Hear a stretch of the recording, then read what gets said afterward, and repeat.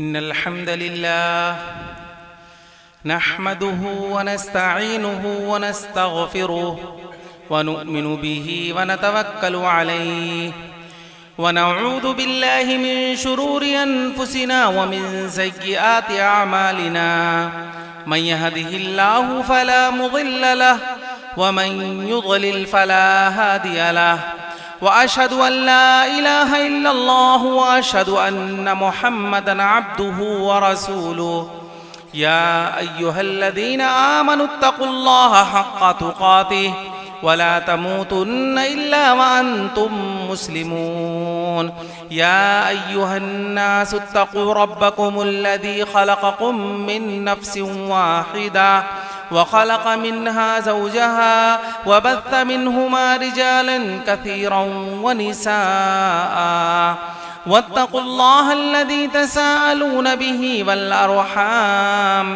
इन्नल्लाह कान अलैकुम रक़ीबा या अय्युहल्लज़ीना आमनुत्तक़ुल्लाह वक़ूलू क़ौलन सदीदा युस्लिह लकुम अअमालकुम व यग़फिर लकुम ज़ुनूबकुम व मन युतिइल्लाह व रसूलहु फ़क़द फ़ाज़ फ़ौज़न अज़ीमा अम्मा बअद फ़इन्न खैरल हदीस किताबुल्लाह व खैरल हदी हदी मुहम्मदिन सल्लल्लाहु अलैहि वसल्लम व शर्रल उमूरि मुहदसातुहा व कुल्ल मुहदसतिन बिदअह व कुल्ल बिदअतिन ज़लालह व कुल्ल ज़लालतिन फिन्नार अऊज़ु बिल्लाहि मिनश शैतानिर रजीम बिस्मिल्लाहिर रहमानिर रहीम वसारिऊ इला मग़फ़िरतिन मिन रब्बिकुम व जन्नतिन अर्ज़ुहा अस्समावातु वल अर्ज़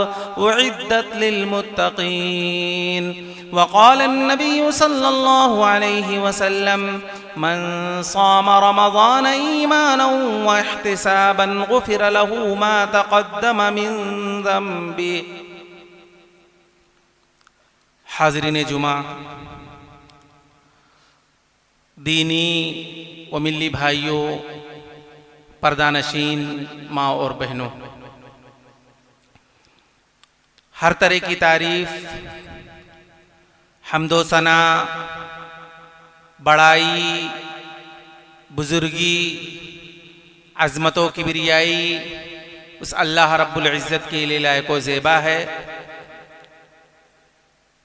लाखों करोड़ों दरूद व सलाम नाजिल हों अल्लाह रब्बुल आलमीन के भेजे हुए तमाम अंबिया पर, खुसूसन अल्लाह के आखिरी नबी जनाब मोहम्मदुर रसूलुल्लाह सल्लल्लाहु अलैहि वसल्लम पर।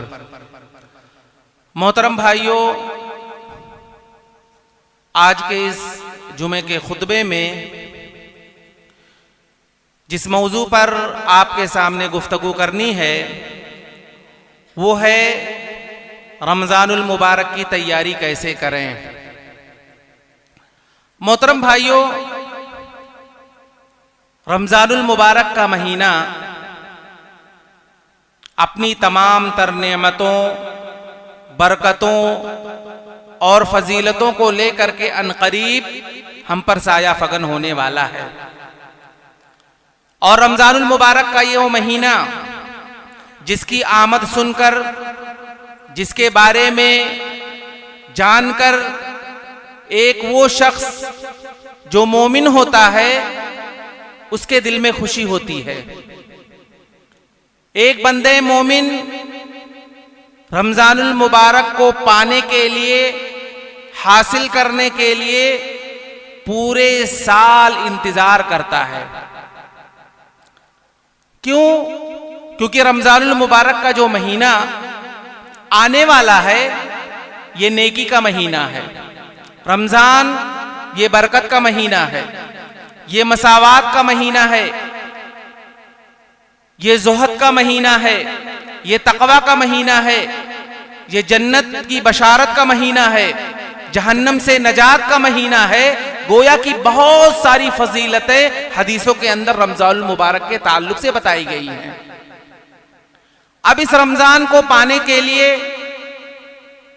इस रमज़ान को पा करके हमें करना क्या है और उससे पहले अपने आप को कितना तैयार कर रखना है, इस सिलसिले में अगर हम देखें तो अगर हम अपना जायजा लें, अपने बारे में हम सोचें कि हमारे यहाँ का तस्वुर क्या होता है। एक बात ये कि बहुत सारे अहबाब को पता ही नहीं होता है कि आज, या हो सकता है कि आज ये भी ना मालूम हो कि शाबान की कितनी तारीख है और कितने दिनों के बाद हम रमजान में दाखिल होने वाले हैं। या अगर कुछ लोगों को पता भी होता है कि रमजान का महीना बहुत ही यानी चंद दिनों के बाद हम उससे मिलने वाले हैं, हम दाखिल होने वाले हैं, लेकिन उसके लिए हमें करना क्या है, उसके लिए हमें तैयारी कैसी करनी है, हर आदमी अपने अपने हिसाब से उसकी तैयारी करता है। बाज अहबाब तो ऐसे भी होते हैं कि रमजान मुबारक का महीना जब बिल्कुल करीब हो जाता है तो खाने पीने के ताल्लुक से, राशन के ताल्लुक से, इफ्तार के इंतजाम के हवाले से, सहरी के हवाले से, ताक रातों में मुख्तलिफ किस्म के पकवान किस तरह से बनेंगे, ये सारी बातें हमारे जहन में होती हैं और उसी चीज को रख करके हम रमजान मुबारक की तैयारी में लग जाते हैं। लेकिन होना क्या चाहिए, होना क्या चाहिए, हमारे असलाफ क्या करते थे, सहाबे किराम रज़ी अल्लाह ताला अन्हुम अजमईन का मामूल क्या था, वो रमजान की तैयारी कैसे करते थे, रमजान के आने से पहले क्या कुछ प्लान करते थे, ये हमें जानने की जरूरत है। हमारे असलाफ का मामला तो ये था कि रमजानुल मुबारक के आने से तकरीबन 6 महीना पहले अल्लाह रब्बुल आलमीन से दुआएं करना शुरू करते थे, अल्लाह रब्बुल आलमीन से दुआ मांगते थे, अल्लाह रब्बुल आलमीन से दुआएं करते थे कि अल्लाह रब्बुल आलमीन ये रमजानुल मुबारक का महीना हमें अता कर। 6 महीना पहले, और जब रमजानुल मुबारक का महीना आता था उसे पा लेते थे, और रमजान का महीना जब खत्म हो जाता था तो 6 महीना अल्लाह रब्बुल आलमीन से दुआएं करते थे उसकी कबूलियत के ताल्लुक से कि अल्लाह रब्बुल आलमीन ये रमजान जो हमसे गुजर गया है, इस रमजान में जो हमने इबादतें की हैं, रोजा रखे हैं, जिक्र अज़कार किए हैं, तिलावत कुरान किए, जो कुछ नहीं किया की है, अल्लाह रब्बुल आलमीन तू इसे कबूल कर ले। ये हमारे असलाफ का मामला था। और हमारे असलाफ रमजान की तैयारी के सिलसिले में कितनी मेहनत और मशक्कत और कितने लगन के साथ अपने आप को तैयार करते थे, वो सारी बातें हमारे लिए जरूरी है कि हम इसे सुने और समझें और उसी तरह से अपने आप को तैयार करें। अल्लाह के नबी सल्लल्लाहु अलैहि वसल्लम का मामला ये था। कुछ बातें मैं आपके सामने इख्तिसार के साथ जिक्र करूंगा कि रमजान की तैयारी से पहले, रमजान के आने से पहले हमें कौन कौन से ऐसे अहम काम हैं जो कर लेना चाहिए। रमजानुल मुबारक के आने से पहले एक काम तो ये है कि अल्लाह के नबी सल्लल्लाहु अलैहि वसल्लम का मामूल ये था कि जब शाबान का महीना शुरू हो जाता था तो कसरत से रोजा रखते थे। आयशा रज़ी अल्लाह ताला अन्हा बयान करती हैं कि अल्लाह के नबी सल्लल्लाहु अलैहि वसल्लम का मामूल ये था कि जब शाबान का महीना शुरू होता था तो इस कदर रोजा रखते थे, यानी कि अल्लाह के नबी सल्लल्लाहु अलैहि वसल्लम लगातार रोजा रखते आते थे। ऐसा लगता था कि अल्लाह के नबी सल्लल्लाहु अलैहि वसल्लम अब रोजा छोड़ेंगे ही नहीं। लेकिन कभी कभार ऐसा भी होता था कि अल्लाह के नबी सल्लल्लाहु अलैहि वसल्लम जब शाबान के महीने में रोजा तर्क कर देते थे तो फिर ऐसा लगता था कि अब रोजा रखेंगे ही नहीं। यानी इसका मतलब ये हुआ कि अल्लाह के नबी सल्लल्लाहु अलैहि वसल्लम शुरू शाबान में कसरत से लगातार रोजा रखते थे। और फिर अल्लाह के नबी सल्लल्लाहु अलैहि वसल्लम ने यह भी कहा कि इज़न तसफ़ा शाबानु फला तसूमू, यानी शाबान की जब 15वीं तारीख आ जाए या 15 शाबान जब गुजर जाए तो इस सिलसिले में तुम्हें रोजा नहीं रखना है। तो पता ये चला कि शाबान के महीने में तकरीबन 15 दिन तक तो हमें इस रोजे का एहतमाम करना चाहिए। अल्लाह के नबी सल्लल्लाहु अलैहि वसल्लम इस रोजे का एहतमाम करते थे। हाँ, ये और बात है कि अगर कोई शख्स अय्याम 20 के रोजे रखता है, यानी मुसलसल उसका अगर मामूल है कि वो हर अरबी महीने में 13, 14 और 15 को रोजा रखता है तो उसे चाहिए कि वो रखे रोजा। या इसी तरीके से अगर किसी की आदत है कि वो हर सोमवार और जुमेरात को रोजा रखता है और ये उसकी आदत बनी हुई है, क्योंकि अल्लाह के नबी सल्लल्लाहु अलैहि वसल्लम रोजा रखते थे।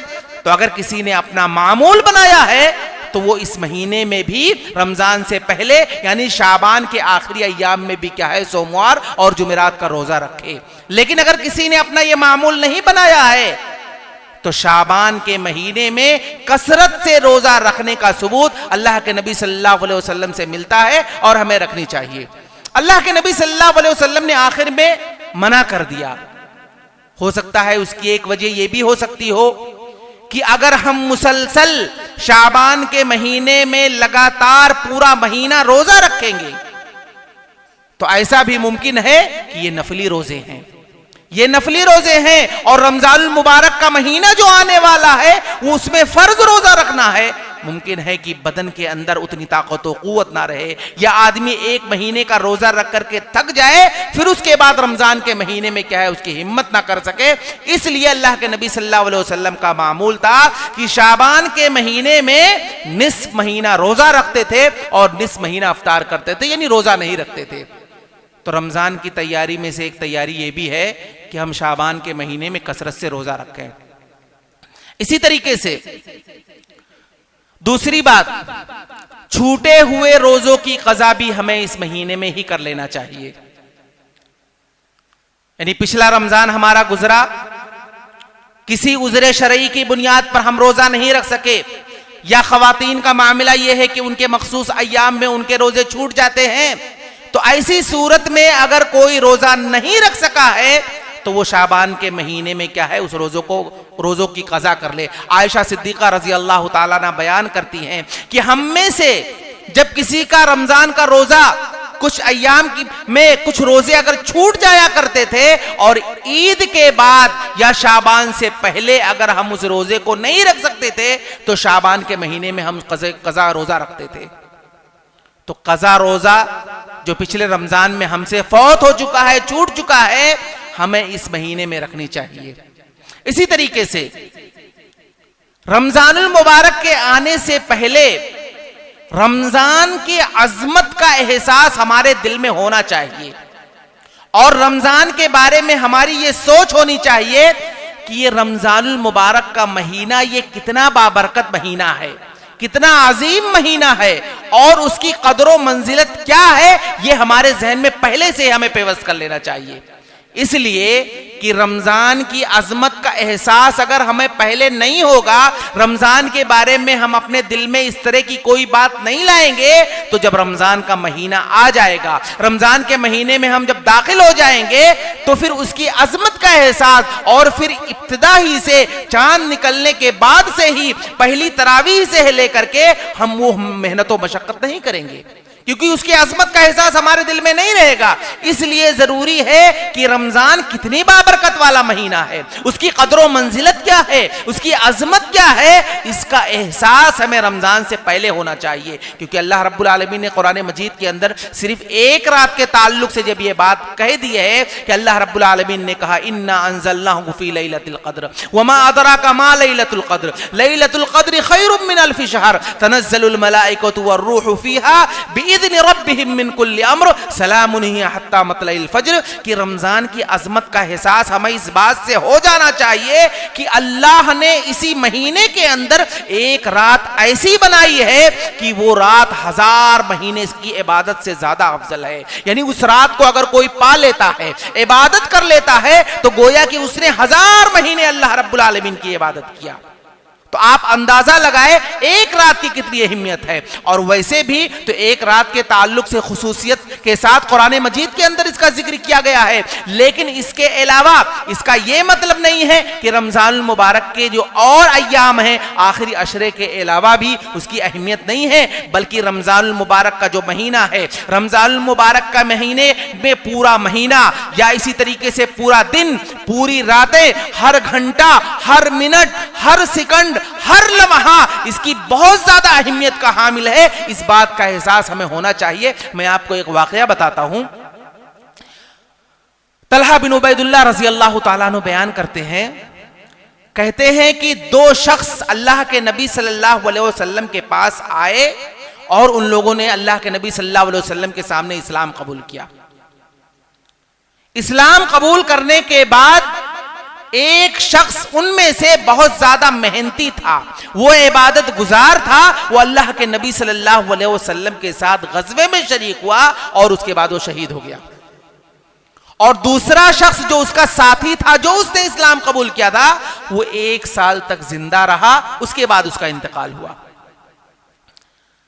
तलहा बिन उबैदुल्लाह कहते हैं कि मैंने ख्वाब में देखा कि मैं उन दोनों शख्स को देख रहा हूं कि वो दोनों जन्नत के दरवाजे के पास खड़े हुए हैं और जन्नत में से एक शख्स आता है और वो शख्स जो बाद में जिसका इंतकाल हुआ था उसको पहले जन्नत में लेकर के चले गया।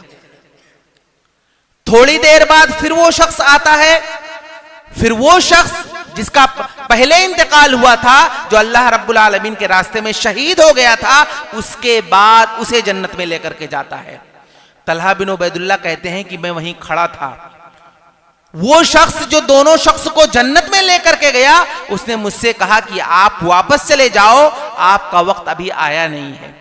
कहते हैं ये ख्वाब जब मैंने देखा तो जब सुबह हुई तो मैं अल्लाह के नबी सल्लल्लाहु अलैहि वसल्लम के पास भागते हुए आया।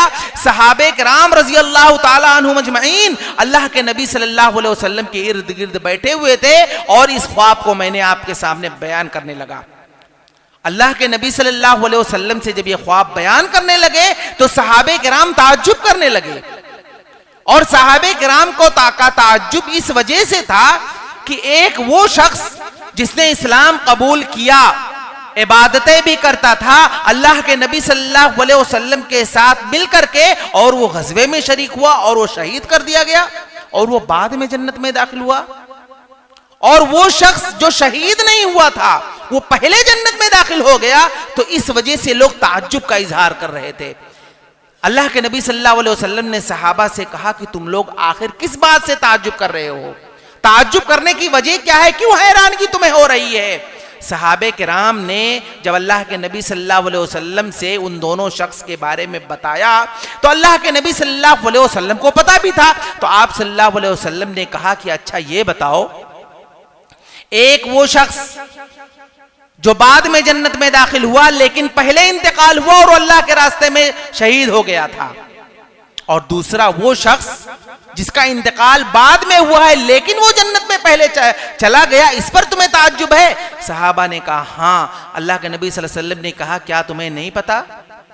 क्या तुम इस बात को जानते हो कि वो शख्स जो पहले जन्नत में दाखिल किया गया वो 1 साल और जिंदा था? सहाबा ने कहा कि हाँ। अल्लाह के नबी सल्लल्लाहु अलैहि वसल्लम ने कहा क्या उसने रमजान का महीना नहीं पाया?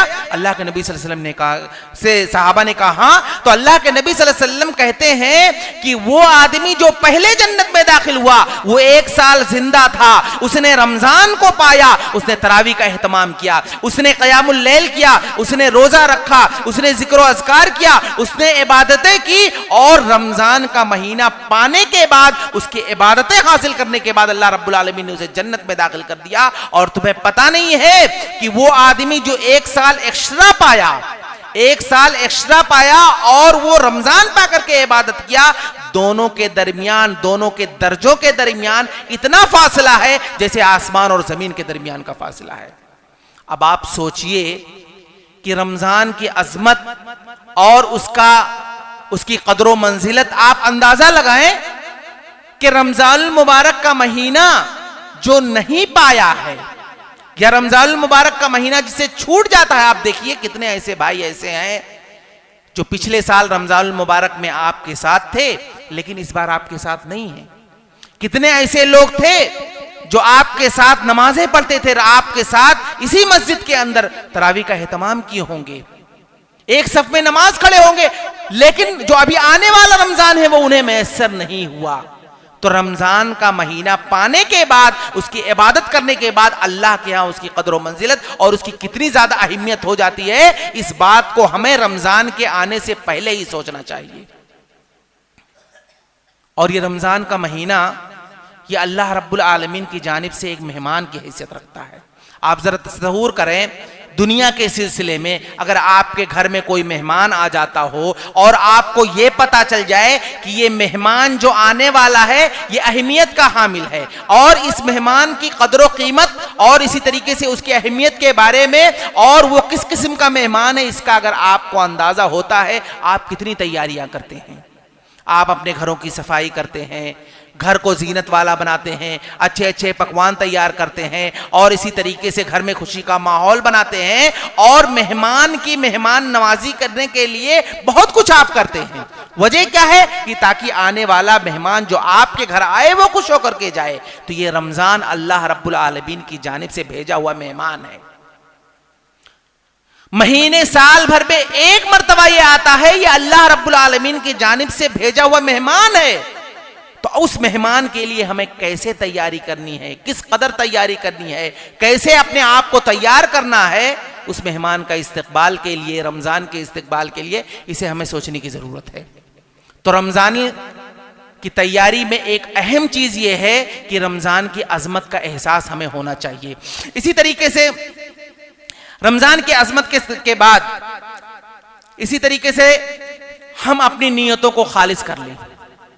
हमारे दिल के अंदर क्या है, इखलास होना चाहिए।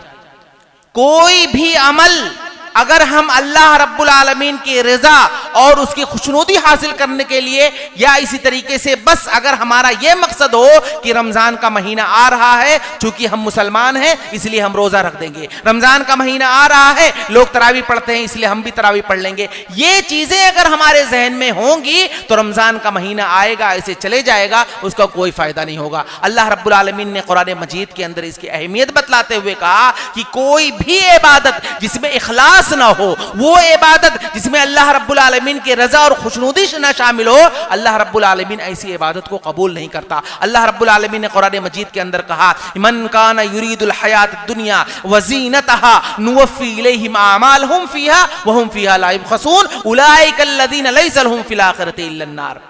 कि लोग अगर इबादत भी करते हैं, नेकी का काम भी करते हैं, नमाज भी पढ़ते हैं, रोजा भी रखते हैं, लेकिन उनका मकसद अल्लाह की रजा नहीं होती है, उनके दिल में इखलास नहीं होता है, अल्लाह ने कहा कि उनके अमल को हम जाये तो नहीं करेंगे। आदमी रोजा रख रहा है, नमाज पढ़ रहा है, इबादतें कर रहा है, अल्लाह ने कहा कि हम उसकी इबादत को जाये नहीं करेंगे, दुनिया में उसका बदला उसे दे देंगे, लेकिन आखिरत में क्या होगा? अल्लाह रब्बुल आलमीन ने कहा लैसा लहुम फिल आखिरा, आखिरत में उसका कोई हिस्सा नहीं होगा। तो ऐसी इबादतें करके इस तरह से रोजा रख करके क्या फायदा जिसमें अल्लाह रब्बुल आलमीन के हमारे लिए आखिरत में कोई हिस्सा ही ना हो। तो इसलिए जरूरी यह है कि हम अपने दिलों के अंदर इखलास पैदा कर लें, अपनी नियतों को खालिस कर लें और कोई भी इबादत जो भी हमें करना है अल्लाह रब्बुल आलमीन की रजा और उसकी खुशनुदी के लिए करना है। इसी तरीके से रमजानुल मुबारक के आने से पहले हम अपने दिलों को साफ कर लें। दिल की सफाई ये बहुत जरूरी चीज है।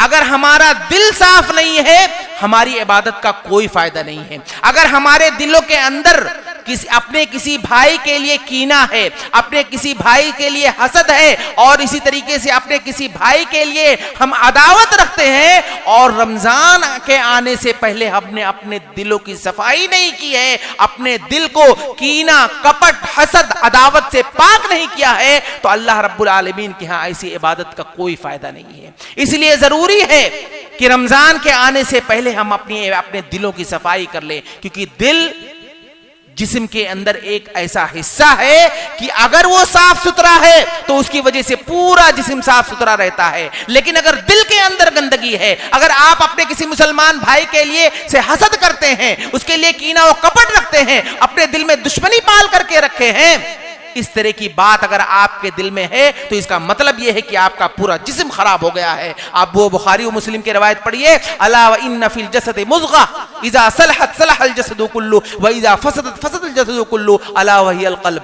कि अल्लाह के नबी सल्लल्लाहु अलैहि वसल्लम ने बयान फरमाया, जिस्म के अंदर, आपके जिस्म के अंदर का एक हिस्सा जिसे हम दिल कहते हैं, अगर वो साफ सुथरा रहा तो पूरा जिस्म साफ सुथरा रहा, अगर उसके अंदर कोई खराबी पैदा हो गई तो पूरा जिस्म खराब होगा। तो इसलिए रमजान के आने से पहले हम अपने दिल की सफाई कर लें।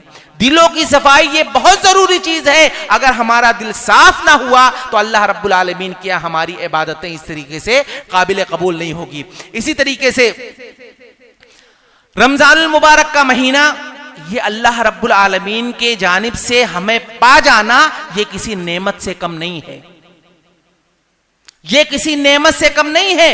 इसलिए कि अल्लाह रब्बुल आलमीन ने इस रमजान की और खुद नबी करीम सल्लल्लाहु अलैहि वसल्लम ने इसकी अहमियत और फजीलत इस कदर बतलाई है कि अगर हम उसे पा जाते हैं, रमजानुल मुबारक के महीने में दाखिल हो जाते हैं, तो इसका मतलब यह है कि अल्लाह ने हमें बहुत बड़ी नेमत दे दिया है। तो उस नेमत को पाने के लिए हमें शुक्रगुजारी करनी चाहिए। शुक्रगुजारी ये बहुत जरूरी चीज है। अल्लाह रब्बुल आलमीन ने कहा व इस्तअज़्ज़ना रब्बुकुम लइन शकरतुम लअज़ीदन्नकुम व लइन कफरतुम इन्न अज़ाबी लशदीद, कि अगर तुम अल्लाह रब्बुल आलमीन की नेमतों को पाने के बाद अगर तुम अल्लाह रब्बुल आलमीन का शुक्रगुजार बंदा नहीं बने, तुमने शुक्रिया अदा नहीं किया, तो अल्लाह रब्बुल आलमीन तुम्हें नहीं देगा। अल्लाह ने कहा लइन शकरतुम लअज़ीदन्नकुम, अगर तुम नेमत पा करके अल्लाह रब्बुल आलमीन का शुक्रिया अदा करोगे तो अल्लाह रब्बुल आलमीन तुम्हें और देगा। लेकिन नेमत हासिल हो जाने के बाद, नेमत पाने के बाद अगर उस नेमत के लिए तुमने शुक्रगुजारी नहीं की, अल्लाह का शुक्रिया अदा नहीं किया, तो ऐसी सूरत में अल्लाह ने कहा फिर उसके लिए मेरा अजाब है। तो रमजान का पाना, रमजान का आ जाना, रमजान को हासिल कर लेना, रमजान में दाखिल हो जाना, यह किसी नेमत से कम नहीं है। तो इस नेमत को हासिल करने के लिए, इस नेमत को पाने के लिए अल्लाह रब्बुल आलमीन से दुआएं भी करनी चाहिए, और इसी तरीके से तो पाने के बाद अल्लाह रब्बुल आलमीन का हमें शुक्रिया भी अदा करना चाहिए। इसी तरीके से रमजानुल मुबारक के आने से पहले अपने गुनाहों से तौबा करिए। गुनाहों से तौबा ये बहुत अहम चीज है, इसलिए कि अगर आदमी गुनाह पे गुनाह करता गया और उसके बाद वो ये सोचे कि मैं एक वक्त की नमाज भी पढ़ रहा है, फिर गुनाह का काम कर रहा है, फिर नमाज पढ़ रहा है, फिर गुनाह का काम कर रहा है, तो फिर ऐसी इबादत का अल्लाह रब्बुल आलमीन का कोई फायदा नहीं होता है। इसलिए रमजान के आने से पहले पूरा साल अगर हमने गुनाह का काम किया, चाहे वो छोटा गुनाह हो, चाहे वो बड़ा गुनाह हो, चाहे वो कबीरा गुनाह हो या सगीरा गुनाह हो, या हुकूकुल हिबाद से उसका ताल्लुक रखता हो या उसका ताल्लुक हुकूकुल्लाह से रखता हो, कोई भी गुनाह अगर हमने कर लिया है, रमजान के आने से पहले हम अपने गुनाहों से तौबा करें, नेदामत और शर्मिंदगी का इजहार करें, अल्लाह रब्बुल आलमीन से आइंदा ना करने का अहद करें रमजान मुबारक के दाखिल होने से पहले। इसलिए कि रमजान का जो महीना है, अगर हम उसे पा जाते हैं, रोजा रखना शुरू कर देते हैं, इबादतें शुरू कर देते हैं, जिक्र और अज़कार शुरू कर देते हैं, लेकिन उसके बाद गुनाह पे गुनाह भी किए जा रहे हैं और 11 महीना जो हमने गुनाह का काम कर लिया है, हमने उससे तौबा नहीं किया है, तो फिर ऐसी इबादतों का अल्लाह रब्बुल आलमीन के यहाँ कोई फायदा नहीं है। इसलिए अपने गुनाहों में, अपने गुनाहों का तौबा अल्लाह से कीजिए। इसी तरीके से रमजान के आने से पहले नेकियों में सबकत करने की कोशिश कीजिए। नेकियों में सबकत करने का मतलब यह है कि अभी 11 महीने तक जो हमारे अंदर सुस्ती थी, जो काहिली थी, उस काहिली को खत्म करते हुए अपने आप को मस्जिद से जोड़ें। नमाज के ताल्लुक से तो मैं कुछ नहीं कहूंगा, इसलिए कि नमाज तो हमें तो पढ़ना ही पढ़ना है। नमाज तो वैसे भी 5 वक्त की नमाज हमें पढ़नी ही पढ़नी है। मैं ये नहीं कहूंगा कि रमजान की तैयारी के लिए आप नमाज पढ़ना शुरू कर दीजिए। नमाज तो आपको साल भर पढ़ना है, उसका इससे कोई लेना देना नहीं है, लेकिन उसकी तैयारी के लिए कम से कम तो हमें यह होना चाहिए कि हमें ये शाबान के महीने ही से हमारा तकबीर ऊला नहीं छूटना चाहिए। हम फर्ज नमाज की अदायगी से कब्ल मस्जिद के अंदर आ जाएं और तकबीर ऊला हमसे ना छूटे। और अगर इस चीज का एहतमाम अगर हम करते हैं, हमारा तकबीर ऊला नहीं छूटता है, शाबान का पूरा महीना अगर हम मस्जिद में फजर से लेकर के इशा तक फर्ज नमाज के खड़े होने से पहले अगर हम मस्जिद में आ जाते हैं और नमाज का एहतमाम करते हैं, तो यही आदतें जो शाबान के महीने में नमाज में हाजिरी की लग जाएगी, रमजान में भी ये चीज लग जाएगी, रमजान में भी यही आदत हमारे लिए रहेगी। और रमजान में चूंकि क्या होता है कि कोई भी इबादत जब हम करेंगे तो ऐसी सूरत में रमजान में वो अल्लाह रब्बुल आलमीन की जानिब से कई गुना सवाब मिल जाता है। अब आप सोचे तकबीर ऊला में अगर शाबान के महीने में हाजिर होंगे नमाज में, और यही आदत हमारी रही और रमजान में भी अगर इसी का एहतमाम हम करते रहेंगे तो अल्लाह रब्बुल आलमीन की जानिब से हमें कितना सवाब मिलेगा। इसी तरह से हम एक प्लान कर लें कि रमजान के महीने में अभी से हमें कुरान मजीद की कितनी तिलावत करनी है, कुरान मजीद को हमें समझ करके पढ़ना है। और रमजान के महीने में खास तौर से कुरान मजीद से उसका कितना गहरा ताल्लुक है, इसे भी हमें सोचने की जरूरत है। और इसी तरीके से कौन कौन सी आयतें हैं जो हमें पढ़ना है, जिक्र अज़कार है, कौन कौन सी दुआएं हैं, उन दुआओं को हम याद कर लें ताकि रमजान के महीने में अज़कार करने में, याद करने में हमारे लिए आसानी हो। इसी तरीके से रमजान के आने से पहले रमजान के मसाइल को भी सीख लें। रोजे का मसला, रोजा किन चीजों से टूटता है, रोजा सेहरी का मामला क्या है, सेहरी के मसाइल है, इफ्तारी के मसाइल हैं, तरावी का मसला है, और इसी तरीके से रमजान मुबारक के अंदर कौन कौन सी इबादतें करना है, ये सारी चीजें हमें सीखने की जरूरत है। और ये चीज रमजान के आने से पहले अगर हम ना करना शुरू करेंगे तो सीखते सीखते 15 दिन वैसे ही निकल जाएगा और उसके बाद क्या है पूरा महीना कैसे खत्म हो जाएगा हमें पता नहीं चलेगा। इसलिए रमजान के आने से पहले रमजान के मसाइल को मुकम्मल तौर से अच्छी तरह से पढ़ ले और उसे सीखना शुरू कर दें। इसी तरह से सोशल मीडिया, खास तौर से जो हम मोबाइल वगैरह में जो चलाते हैं, फेसबुक है, इसी तरीके से इंस्टाग्राम है या इसी तरीके से व्हाट्सएप है, इसका इस्तेमाल शाबान के महीने में कम से कम कर दें। आमतौर पर होता यह है कि हम जब रील देखना शुरू कर देते हैं या कोई भी चीज अगर आ गया तो 1 घंटा 2 घंटा 3 घंटा हमारा कैसे निकल जाता है, मोबाइल हाथ में लिए बैठे रहते हैं, पूरा का पूरा दिन निकल जाता है। रमजान का महीना आ रहा है, अपनी आदतें मोबाइल से, सोशल मीडिया से थोड़ी देर के लिए उसे नजरअंदाज करने की कोशिश कीजिए। इसलिए कि अगर आप इसी महीने से अपने आप को सोशल मीडिया और इसी तरीके से इन सारी चीजों से दूर रखने की कोशिश करेंगे तो फिर रमजान का महीना जो मुकम्मल हमें मिलने वाला है इसमें बहुत सारी इबादतें हम अंजाम देंगे। इसी तरीके से वक्त खत्म हो चुका है। रमजान के महीने के आने से पहले जो गरीब और गुरबा हैं उनका भी आप इंतजाम कीजिए। आपके घर में सारी चीजें हैं इफ्तारी करने के लिए और इसी तरीके से सेहरी के ताल्लुक से, तो आप पहले ही से एक प्लान बनाइए कि हमें गरीब और गुरबा हैं, जो मसाकीन हैं, उनकी भी इफ्तारी का, उनकी भी सेहरी का इंतजाम हमें करना है। और इसी तरीके से एक आखिरी बात कि आप निज़ामुल औकात मुरत्तब कीजिए। निज़ामुल औकात मुरत्तब करने का मतलब यह है कि आप पहले से यह अहद कर लें कि रमजान के महीने में आप कोई सफर नहीं करेंगे। रमजान के महीने में घर और मस्जिद में मिला करके हम अपनी इबादत करेंगे। उमूमन होता यह है कि जिस तरह से एक आदमी कोई प्लान करता है, कहीं टूर वगैरह पे जाता है तो 1 महीना पहले अपनी सारी तैयारी कर लेता है। हमें करना क्या है, तो रमजान आने से पहले मंसूबा बंदी कीजिए, निज़ामुल औकात को मुरत्तब करिए और अपने असफार को बंद कर दीजिए। शॉपिंग वगैरह करना है, ईद की खरीदारी करना है, कपड़ा लेना है, ईद की तैयारी जो भी करना है, रमजान के आने से पहले शाबान के महीने में सारी चीजें कर लीजिए ताकि रमजान मुबारक का महीना जो हमें मिले उसका एक एक लम्हा, एक एक घड़ी, एक एक मिनट, एक एक घंटा, 1 सेकंड जो कुछ हमें मिले वो सब के सब हमारी इबादत में गुजर जाए। ये हमारी सोच होनी चाहिए। और इसी तरीके से अपने अंदर ऐसी तब्दीली लाने की कोशिश कीजिए कि शाबान के महीने के अंदर अपने आप को आप इतना बदल दें कि रमजान मुबारक के इबादत करने के बाद शव्वाल के महीने में भी वही तब्दीली आनी चाहिए। तो ये चंद बातें थी जो चूंकि वक्त भी बहुत मुख्तसर था